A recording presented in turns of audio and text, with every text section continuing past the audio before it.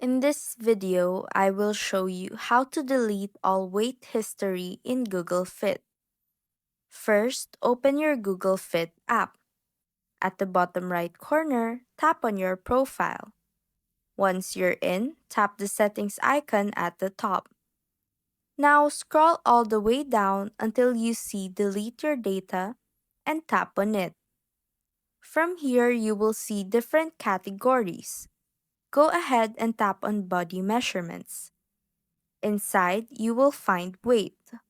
Tap on it. Now, to remove all your history, tap Delete. A confirmation will pop up, so tap Delete again to confirm. After that, all your weight entries will be cleared from Google Fit.